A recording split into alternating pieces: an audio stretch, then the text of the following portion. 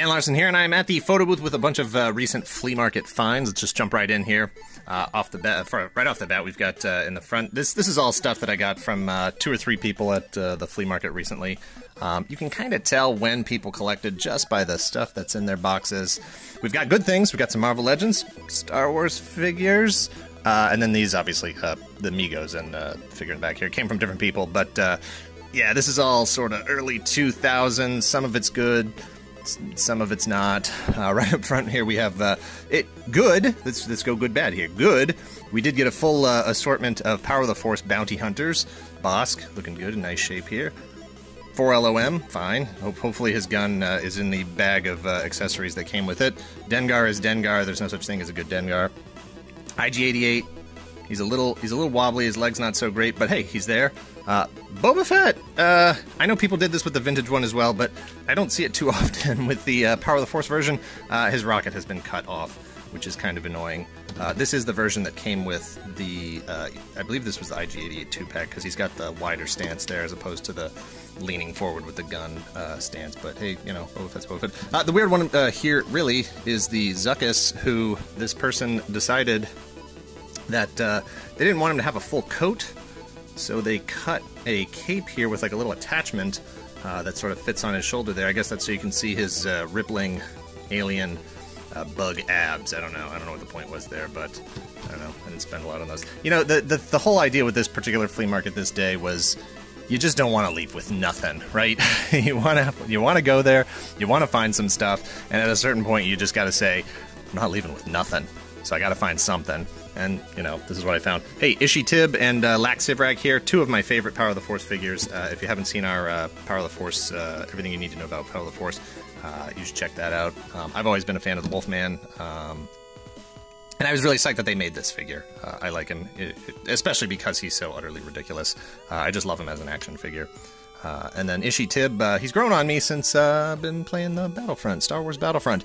I have not selected that head yet, but it's nice to see him out in the battlefields. Have him get your back, or shooting him in the face, one or the other. I've also got, so let's talk about these guys real quick here. We got Mego Kirk, Mego Klingon. In the back over there, we've got Nico Spock. Good condition. These are not the repros. These little Starfleet insignias, those are always off because they're just like a little sticker.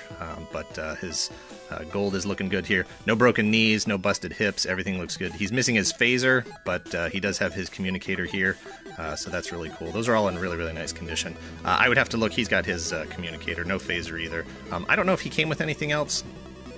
But again, this faux leather, I don't think it's real leather, but those are all in really good shape, so nice to see those guys. Spock in the back there. And then our other space alien. This is from V, the miniseries from the 80s. He's supposed to have a belt, of course. His insignia here, his rank is worn off, and he's supposed to have a human head that goes over the lizard head. As hard as I looked, as much as I looked, there was no... his tongue comes out. I don't know if you can see that. The head just wasn't there, so I'm gonna have to hop on eBay and see if I can find a head for this guy. The thing is I've only ever seen this guy in shops, at collectible stores, you know, at shows and stuff. I've never personally owned one, so it was very cool to be able to actually handle one, look at it. I always liked this uniform design. Proportions on this thing are just strange. The lizard head is so tiny. Obviously because they want to be able to put the human head over it. No elbows, just no outward movement on the legs. But it's just one of those things that I've always known existed. I've seen it in the box, I've seen it in shops, but I've never had the opportunity to put my hands on one. So it's nice to finally get a chance to look at one of these, and maybe I can get a human head at some point. In the front here, we've got Hasbro. After Hasbro acquired Kenner and all the Star Wars license and everything. These are from 1997, during that Power of the Force run. Larger scale, Star Destroyer and Rebel Blockade Runner. They're nice pieces, no stands with them. They are electronic. They do make... Yeah, this one's going to need new batteries, I think I tested this one earlier. I must have taken the batteries out. But this one does work. They do light up. They're pretty cool. They don't really scale with anything else. Even like the smaller micro machines, I think would still be... Definitely still too... the micro machines would be too big for this. I mean, this obviously, this should be able to fit into the docking bay here, as we see in the original opening footage of Star Wars. But maybe the Micro Machines, maybe just the regular little Micro Machines might be in scale with this. I'll have to check on that and see if that works. Oh, and one other Mego figure back here. If you know who this is, please let me know. I have no idea who this is. I haven't had a chance to hop onto Mego Museum and do a search for him. I think he's from a TV show. He's not from...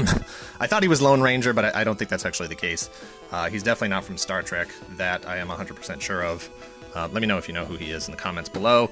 And then in the back, just an assortment here of Marvel Legends, Toybiz Marvel Legends, and some movie figures.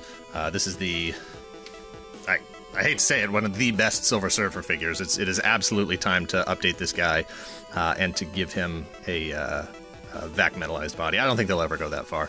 I know there were a couple Silver Surfer figures after this, including the one from Planet Hulk, but this is the one that has the magnetic surfboard, so that's pretty cool. Nice little touch there.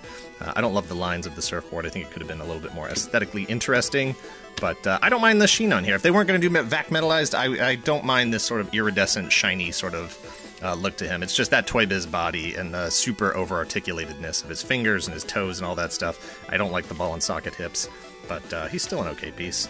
And then we got J. Jonah Jameson. I think I have his desk somewhere. Obviously, this is the movie version. But, yeah, I don't know. This chair will be good for using in pictures on Instagram and in the background of videos and stuff. And, you know, Jonah himself will probably pop up from time to time. I still don't have the Red Hulk Build-A-Figure Wave Black Spider-Man. Last year when they had the vote, I voted for a new Black Spider-Man, which I realize nobody wants another Spider-Man, but I think it's time to get an updated Black Spider-Man. This is actually going to be the best Marvel Legends style Black Spider-Man that I have in my collection. Cool base here with the symbiote right behind him there. But as you can see, I mean, this is, you know, that's not a thing that should happen. Managed to pick up another Build-A-Figure Galactus leg with this batch of stuff. I think I might already have that leg. I'll have to check. Maybe that just becomes trade bait for somebody else. Definitely a nice Sandman here. He's got all his arm attachments, clamp attachment, ball and spikes attachment. I'm not sure. I'll have to check again. I'm not sure if he came with a regular hand or if he only came with attachments, but he's still a good figure that holds up to this day. And then, of course, we've got Colossus, who I absolutely, positively hate this Colossus figure. I think the proportions are terrible. I think the sculpt is terrible. He is so exaggerated and ridiculous looking. I don't hate the gunmetal sort of look to the paint treatment, but the over-articulated nature, the swollen grossness of his muscles, and I don't know if you can tell, but this guy is as loose as they come. I have never seen a figure this loose, and because he's got the stupid articulated fingers and thumbs and stuff, every one of these that I have ever seen, except for maybe one, the thumb is always missing. So that's fantastic because you're just never going to find a thumb just laying around in a bin or something. And then way in the back here, we've got Toybiz Marvel Legends, Dr. Doom. Still a good Doom figure.